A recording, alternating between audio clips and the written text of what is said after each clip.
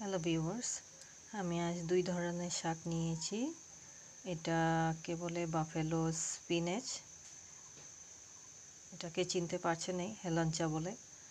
আর পানিতে হয় এটা মেলঞ্চা, এটা মাটিতে হয় স্থলে, তাই এটাকে মেলঞ্চা বলে। এটার অনেক গুণাগুণ রয়েছে। এটা খেলে রক্ত বৃদ্ধি হয় আর স্পিনেচ জাতির, তাই ব্রেনের জন্য খুব ভালো, আয়রন ডেফিসিয়েন্সি। আর সঙ্গে নিয়েছি এটা এল্ডার পেপার, চুই শাক বলে এটাকে।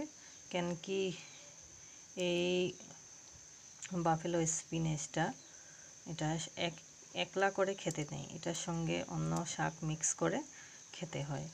এটা অনেক গরম, তাই এটা একসঙ্গে তার সঙ্গে অন্য শাক মিলিয়ে খেতে হয়। আমি এটা ডাল দিয়ে বানাবো।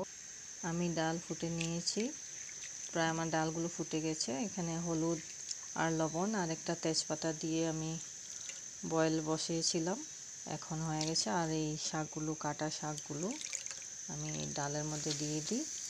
এটার অনেক উপকারিতা। ডাল আপনারা বা আপনাদের বাচ্চাদেরকে সপ্তাহে একবার যদি পাওয়া যায় আপনারা খাওয়াতে পারেন। কেন কি আমার বড় মারা, বাবারা বা শাশুড়ি মারা বলে গিয়েছেন যে এই হেলঞ্চার অনেক উপকারিতা, রক্তর কমিটা দূর করে আর বাচ্চাদের ব্রেনের জন্য আয়রন ডেফিসিয়েন্সি, তাই ব্রেনের জন্য ভালো।